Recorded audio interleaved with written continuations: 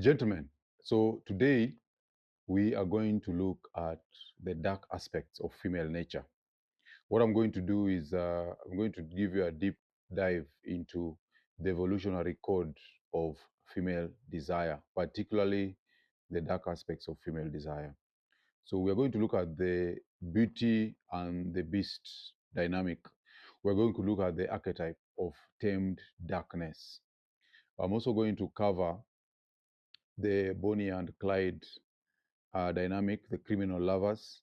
We're going to look at Hybristophilia, which is a love of criminals. I'm also going to look at Stockholm syndrome, okay, and compare it to Hybristophilia. We're going to look at the psychological dynamics of these aspects of female desire. So stick with me if you want to understand female desire. Stick with me to the end. I don't think I've ever seen a compilation of the kind of content that I'm going to give today, just in the sense of somebody just putting everything together in terms of the dark tetrad uh, personality desire that women normally have. So stay with me. I want to do this, consolidate it in one video that packs a punch as far as laying out the infrastructure of female desire. So, gentlemen, I'm going to start this with a question. So, let me ask you a brutal question. If women are naturally drawn to safety, protection, and stability, why do some of these women line up to write love letters to serial killers that have been convicted and that are behind bars? Why why did some women swoon for Ted Bundy, even after knowing that he brutally murdered dozens of young women? Indeed, why did a respectable South African doctor risk her career, her reputation, and her freedom to smuggle a convicted rapist and murderer out of a maximum security prison in 2022? So these are important questions. But to answer these questions, we have to confront a darker side of female psychology that most men are too afraid to examine. And of course, the social order also covers it up, and they are unafraid to look at it because basically it makes women look bad. Now, before we look at that, I think it's important for us to remember that Beauty and the Bester, which is a very gripping Netflix true crime documentary series. It unravels one of South Africa's most shocking and controversial stories. Okay, I never, okay, I hardly do recommendations, but this one I'm going to recommend that you guys take some time, go to Netflix and watch this documentary. It's called Beauty and the Bester. So he looks at to the story of Thabo Bester and Dr. Nandifa Magudumana. Okay, it explores their relationship. He looks at the criminal charges that were leveled against this guy and one of the most infamous prison escapes of South Africa. Okay, so you need to take your time, look into that documentary. It's a very, very interesting crime story. So it examines the psychology behind female attraction to danger, the cracks, of course, in institutions meant to uphold justice, and the bloodlines between victimhood and complicity. So it's very challenging in the sense of just trying to understand uh, female nature, attraction, attachment, and things like that. So it's going to compel you to confront some very uncomfortable questions about trust, desire, and survival in extreme circumstances. So it's not just a documentary, but is actually a mirror reflecting female nature and society's fascination with darkness. So let's look at the framework. When you look at the framework of a female desire, evolutionary psychology, gives us a foundational framework for this. And David Bass explains to us in Evolution of Desire that female attraction is not purely about kindness and morality. And oftentimes, it's fundamentally about survival and reproduction. Women are wired to detect traits in men that signal power, that signal dominance, and the ability to protect and control resources. This is why we have what we call the dark tetrad personalities. In the DSM-4, that's the diagnostic and statistical manual for mental and psychological disorders, we have the dark tetrad personalities, and these are Machiavellianism, narcissism, psychopathy, and sadism. It used to be dark triad, but they added sadism now. I'm going to define what these are as we continue. So, men who embody these dark tetrad personalities, they normally score greater success rates when it comes to mating prospects. This has been demonstrated by research and has been published by Jonasson et al. In Evolution and Human Behavior. So men who have these dark tetrad personalities, they project confidence, they project risk taking, and they project defiance. And these are traits that in ancestral environments during our hunter and gatherer societies or the past environments, these are traits that could mean life or death protection. You can imagine a situation where there is a war and the tribe has been killed and scattered in all sorts of directions, and we have a few surviving women. These women, do they stand a better chance of survival going off with a cruel narcissist or sadist, or are they better off surviving with a man who is humble and polite? Okay, so this is one reason why women are attracted to these dark type personalities.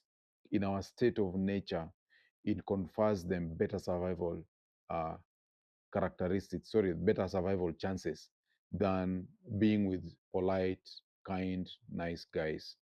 And this is a tension between bad boys and nice guys. Women will tell you that they want a nice guy, but they will always go after the bad guys. So today we want to decode this. We want to excavate the infrastructure of this female desire. So in summary, bad boy basically signals survival value. So let's look at these dark tetrad personalities one by one. And we want to also look at exactly what they are and why is it that females, the female firmware signals to females that this kind of person will give them better survival prospects. We start with narcissism. What is narcissism? Okay. First of all, we are all narcissists, but narcissistic personality disorder has certain characteristics. There's a way in which it crosses from just being a survival imperative, because we are all wired to self-preserve. How it crosses from now self-preservation to a narcissistic personality disorder. So a narcissist or someone who has narcissism is someone who has grandiosity. Okay, they are entitled, they have craving for admiration. They are always constantly seeking validation, and they often exploit others to maintain their self-image. Okay? These are people who often lack empathy. They can use you as a tool to serve their own ends. So many times the narcissists, because they are also craving validation, they are what uh, we say that they have the peacock image. They want to be seen. They like standing out from the crowd. They hate it when they are not noticed. Why are women drawn to narcissists? This is because evolutionarily, confidence, okay, this is for covert narcissists, because even narcissists also have categories. Covert narcissists, particularly, they signal confidence and status, access to resources, and also they also signal protection to women. David Bass notes in Evolution of Desire that women across cultures, all cultures, they consistently prefer men who display dominance and status markers, even if those traits are exaggerated. And that's one of the reasons why I tell guys it's better for you to be cocky than to be humble, even if your cockiness cannot be supported. Okay? That is in terms of pursuing your own biological imperatives. Okay? So women often perceive narcissists as alpha figures who can elevate their social value by association, because narcissists want to be seen as the one who are on top. They're the ones who are in charge. They're the ones who are running shit. Then the second characteristic or personality from the dark tetrad is Machiavellianism. The Machiavellianisms are the strategists, and Machiavellianism is marked by enlightened self-interest, manipulation, deceit, and cold focus on self-interest. These are people who can, they lie to you, they'll manipulate you, they'll gaslight you, they'll do everything so long as they win. They want to just serve their ends at the cost of everything else. So most of the times, Machiavellians, they use cunning strategies to achieve power and control. So they know how to press different levers. They'll manipulate people. They'll draw people into conflict so long as it serves them, and so on. They will be bootlickers. They'll do anything. Machiavellian people are like that. Why are women drawn to Machiavellian men? It's because ancestrally, survival depended not only on physical power, but also on the ability to outwit rivals and secure resources. So a man who could game the system, okay, increased the survival odds of his mate. And therefore, women may interpret uh, Machiavellian characteristics as intelligence, like intelligence, leadership, and resourcefulness. And these are qualities that are tied to long-term provision. The third characteristic is psychopathy. Psychopaths, many times, they come across as fearless adventurers, okay? And they are defined by an impulsivity, lack of empathy, and also shallow emotions. Psychopaths normally are willing to violate social norms, okay? They display fearlessness and they also display risk taking ability. Why are these characteristics appealing to women? So again, in our ancestral environments, risk taking often paid off. Okay, whether in terms of hunting environments, risk taking often paid off, and many people who are risk takers were respected by other men, and they were made to become leaders. So when it came to hunting dangerous prey or fighting off rivals, psychopathy often came across as courage. Okay, and women unconsciously associate this fearlessness with protection and genetic fitness. The only reason you become courageous, the thinking goes, is because you are strong. Okay?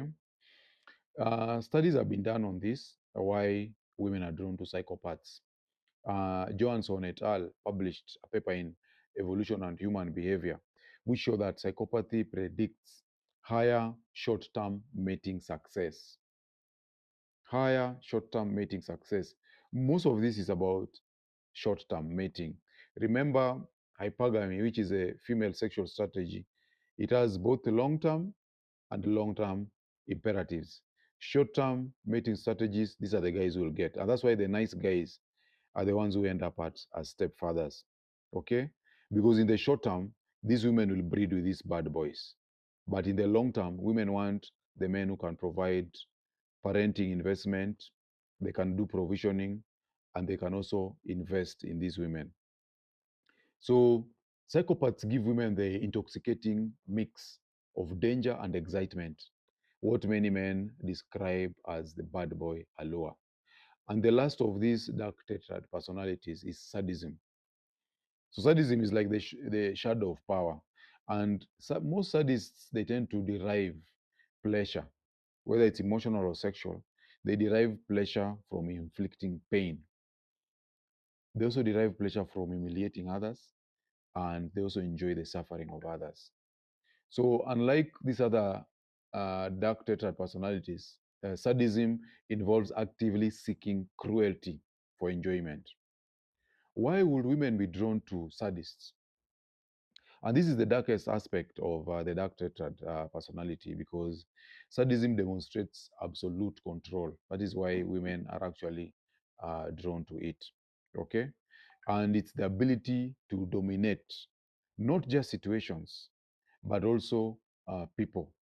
In evolutionary terms, aligning with such a man could mean that aligning with the tribe's most feared protector or aggressor.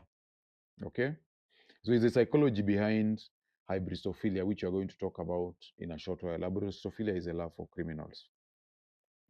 And this is why women wrote love letters to Ted Bundy and other criminals, which we'll look at shortly.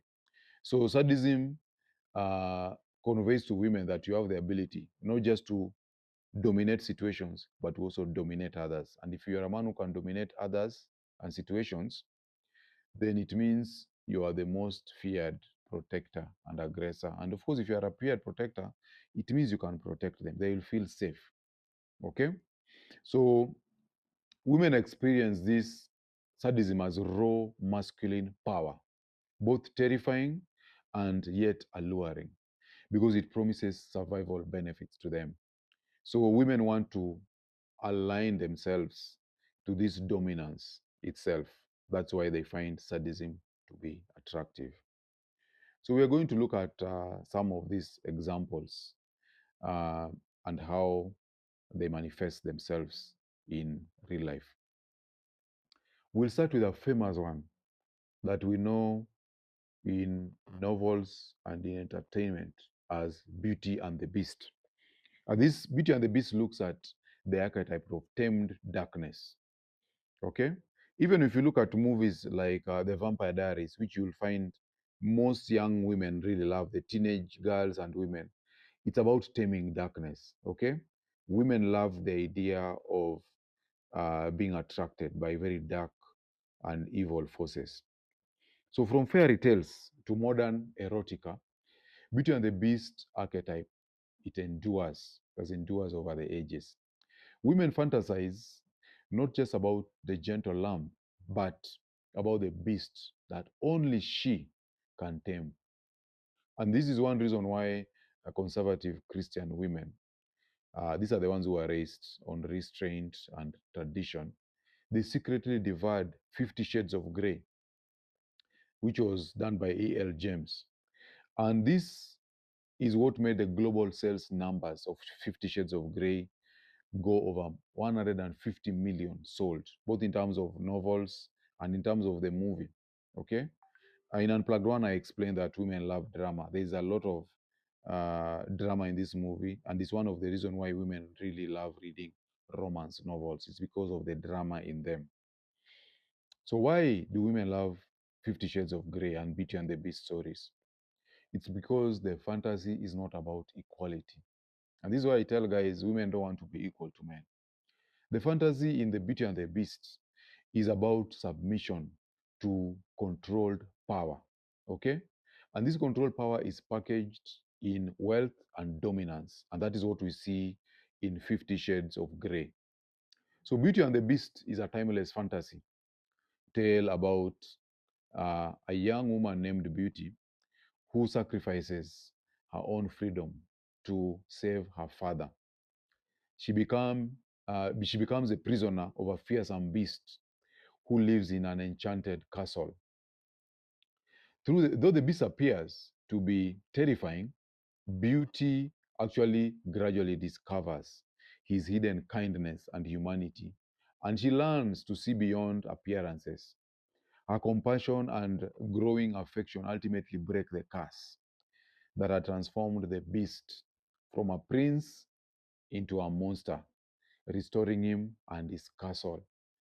And I encourage you guys to watch what happens when this Beauty is attracted to this beast because he embodies untamed and raw power and terror. What happens when he becomes a prince? Does Beauty still find him attractive? You need to find out. Okay? So at its core, Beauty and the Beast is it's not about romance in the soft sense. Okay? People who are unplugged and people now who have been following my content, you realize Beauty and the Beast is about the female fantasy of transforming raw male power into personal devotion. So the beast represents danger, it represents dominance, it represents capacity for violence. Then these are attributes that trigger both fear and admiration. They also trigger fascination in females. So beauty is a archetypical virtuous woman, and she does not run from this darkness. Instead, she stays, she endures, and through her affection and patience, she actually tames it. This is the ultimate fantasy for many women. So the underlying narrative is not love conquers all, but rather a woman's beauty, her submission, and loyalty can civilize a dangerous man. That is a fantasy. And this is the same psychological engine behind women's fascination with so called bad boys and even criminals. That's where I already mentioned 50 Shades of Grey. The fantasy in 50 Shades of Grey is not about marrying a gentle accountant, but of being one of the women who can unlock tenderness from the beast that every other woman fears. So the dynamic is power turned inward, danger redirected into devotion. So it's really validating for many women. So the fantasy is not to change a man, but to change this man who terrified everyone else, and that exclusivity heightens the appeal. That is what creates the excitement. Okay? So that is Beauty and the Beast, 50 Shades of Grey. We now look at another story called Bonnie and Clyde. This is a story about criminal lovers. And this story gave us the infamous tale of Bonnie and Clyde. Okay? Bonnie and Clyde Barrow. Bonnie Parker and Clyde Barrow. These are Depression era outlaws during the Depression in America. They robbed banks and they killed policemen across America in the 1930s.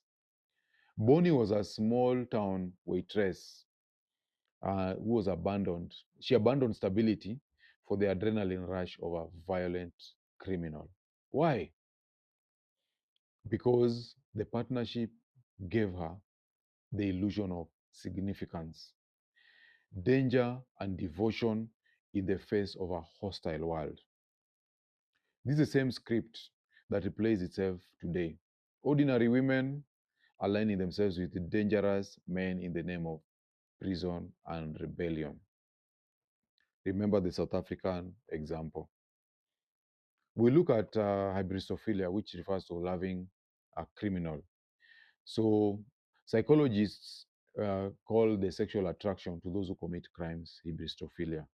And it explains why Charles Manson, who was a cult leader who orchestrated murders in California in 1969, he received countless love letters in prison from women. And women also showed up, okay, in his trials in courtroom with flowers and carved his name into their arms. They tattooed his names into their arms. These are what we call famously known as courtroom groupies. They will arrive in the courtroom in groups. Women loved this man. And yet this man had killed several people. Another example of ibistophilia, or love of criminals, was in a story of a gentleman called Richard Ramirez. Okay? Richard Ramirez, who lived between 1960 and 2013, and he was famously dubbed the Night Stalker. He terrorized Los Angeles and San Francisco in the mid 1980s. His crimes were particularly brutal. Okay, Richard Ramirez committed burglaries, he committed sexual assaults and murders, and often most of them involved ritualistic elements that gave him an aura of satanic menace. He showed no remorse in court, and he flashed a pentagram tattoo on his palm. Okay? Pentagram normally is a sign for satanism. And he often sneered as the victims' families and exuded a chilling aura of defiance. His style in 1869 drew a massive public attention, not just for the gruesomeness of his crimes, but for the strange spectacle of women who was swooning over him. So, despite his reputation as a remorseless predator, Ramirez became a recipient or the recipient of hundreds of love letters from women. Women attended his trial, they were dressed seductively, okay, showing a lot of flesh, giggling like fans at a rock concert. And one of his most famous admirers was a woman called Doreen Leoy. Doreen Leoy was a magazine editor, and she exchanged letters with him for years before marrying him in 1996 while he was on death row at San Quentin. She described him as kind, gentle, and funny, insisting that she saw a side of Ramirez that the world refused to acknowledge. Okay? So for his admirers, these female admirers, Ramirez, writing to Ramirez was not just rebellion, it was participation in a mythos larger than themselves. And by embracing the beast in this man, they felt both significant and shielded by his aura of power. I'll give you another example. There's a famous man called Ted Bundy who lived between 1946 and 1989, and he was one of America's most notorious serial killers. Ted Bundy was responsible for the assault and murder of at least 30 young women across several states in the 1970s in the US. He was intelligent, he was articulate, he was well dressed, and often described as boyishly handsome. So, unlike your stereotypical monster hiding in the shadows, Bundy's danger came wrapped in charm and normalcy. He appeared as the kind of man any woman's parents will approve of. And this paradox of charming predator is central to why he fascinated women. And this happened also with the South African murderer and rapist. He was also very charming and very handsome. So during the trials of Ted Bundy in Florida in 1979, again, the courtroom was filled with the young women. Many of them were deliberately dressing like Bundy's victims. The women that Bundy had killed, these women were dressing like them. They parted their hair down the middle and they wore hoop earrings. So they came in the courtroom not only to observe, but to gaze at him. They couldn't have enough of him. They gazed at him, they exchanged letters, and they also, in some cases, they openly declared their desire for him. And even for Ted Bundy, there's one woman called Carol Ann Bone. Okay? She married Bundy during his trial. And these courtroom groupies, they were not anomalies. They reflected a broader pattern of female attraction to men who exude charisma, defiance, and danger.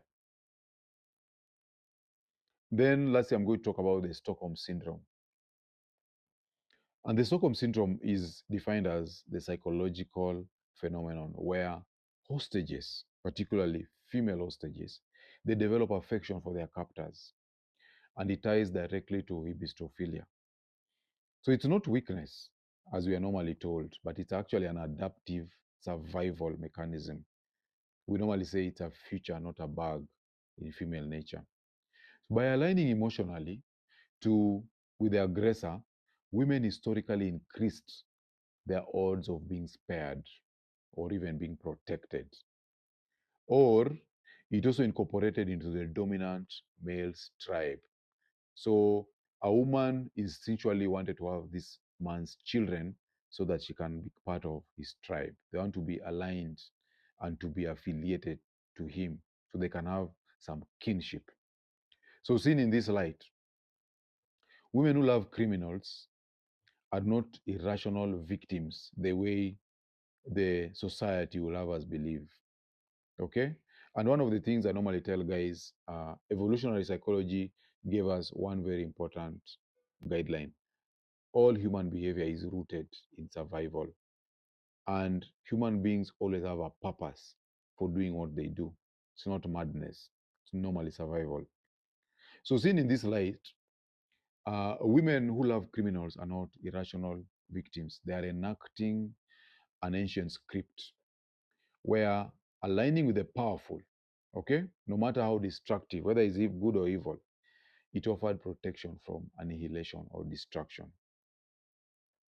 Where did this story of Stockholm syndrome come from? So, in August 23, 1973, there are two armed men, John and Clark. They attempted to rob a bank in Stockholm, and they took four hostages, three women and one man, and they held them captive inside the bank's vault for 6 days. During that time, the captives were threatened, they were strapped with dynamite, and the police rescued them. Okay? Sorry, the police did not rescue them. Yeah, the police rescued them during the standoff, when the standoff ended. But the women shocked the world. So after this standoff, the police rescued these victims, but the women actually shocked the world. Instead of helping the police with this particular case, these women defended their captors. They refused to testify against them, and they even raised money for their legal defense. One of these hostage, called Christine Enmark, she publicly criticized the police instead of the robbers, saying that she trusted the criminals more than the authorities. Okay? In fact, they said these criminals were even better than the society. This paradox is the one that gave rise to what we know today as Stockholm syndrome. It was coined by a criminologist known as Niels Bejerot, who assisted police during the incident. Why why did these women feel affiliated, and why did they feel sympathy? Why did they attach themselves? Why did they identify with the criminals? So, from an evolutionary psychology perspective, this behavior reflected, like in the other cases, an ancient survival script, aligning emotionally with a dominant aggressor, even at the cost of morality, maximizes protection in hostile conditions. So rather than resisting and risking annihilation, women adaptively reframe submission as connection. And that's why, in many cases, I think we know of so many cases, even among Kenyans, of women whose husbands were thieves, but these women did not leave those husbands. Most of the times, these women, they gave these guys off when the men threw these women out. Okay? So many times, rather than resisting or risking annihilation, these women adaptively reframe submission as connection. The second thing is, these women, they perceived control over survival. And in life-threatening captivity, victims often feel powerless. So aligning with the captor creates an illusion of agency. Like they think, if I please him, maybe I will survive. Except it continues even beyond the dangerous situation. Okay? Then there is also intermittent reinforcement. And this is the dynamic we see with pimps and prostitutes. So small acts of kindness by the captor, okay, in the case of Stockholm syndrome, the guy who took the hostages, like giving them food, allowing them, sparing their lives, and offering them comfort, it makes them feel magnified. Okay, this is some sort of trauma bond. So this mirrors the operant conditioning of abuse cycles, where relief becomes interpreted as care or kindness. And then there's also the us versus them mentality. Okay, the in-group versus out-group mentality. The police and authorities, even though they are there to help these women, they are considered as outsiders who might escalate violence and are reframed as the enemy in the minds of these women. The captor, though he's dangerous, he becomes a protector against that external threat. So they now see the police as people who want to escalate violence or can bring harm, and instead the captor is seen as the one who is a protector against external threat. And then there's also emotional bonding under stress. Extreme fear and confinement creates a powerful psychological bond. For women especially, this taps deep into evolutionary instincts. Aligning with the dominant male increases and enhances their chances of survival.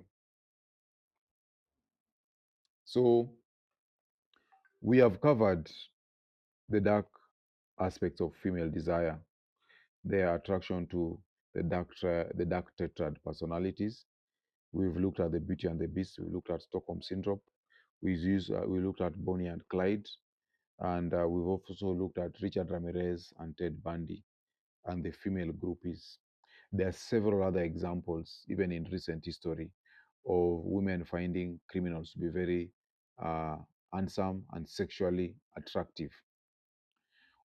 Gentlemen, what do we learn from this? So here is the hard truth.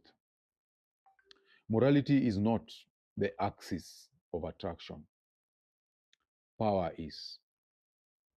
Charm, danger, and dominance awaken female instincts in ways that kindness alone will never do. Okay? Charm, danger, and dominance awaken female instincts in ways that kindness alone never will. So that's why we encourage you guys to chase excellence, be the best in what it is that you do. You need to be seek dominance and status. Don't be mediocre. Remember, 80% of women are attracted to the top 20% of men. So this does not mean that you should be a criminal. It means you must understand the psychological gravity of dominance. Women do not fall for weakness.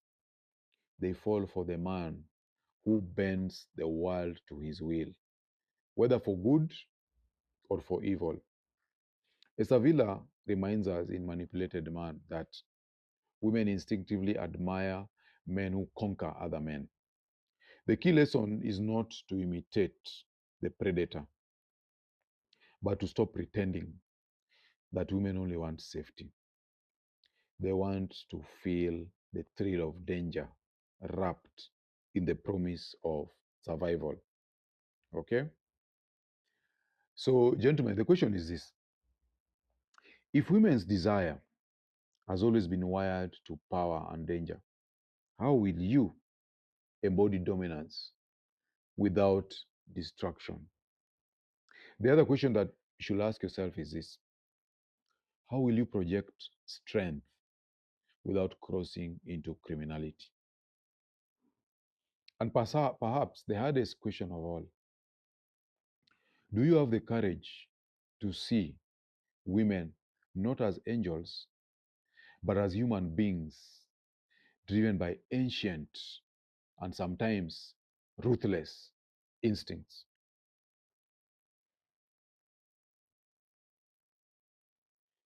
I'll see you on the next one. Gentlemen, if you found value in this video, do me a solid. Hit that like button, subscribe, and share this with another man who needs to hear it. Here is why it matters. When you like and subscribe, YouTube pushes this content to more men out there who are struggling silently. So your simple click could be the reason another man wakes up to his reality. You could actually save a life by doing so. And for you who has already watched, subscribing makes sure you never miss these lessons. Every week, I'll be dropping strategies, red pill truths, and survival frameworks that will help you to stay sharp, stay sovereign, and ahead of the curve. So subscribe, like, share, because when one man wins, we all rise.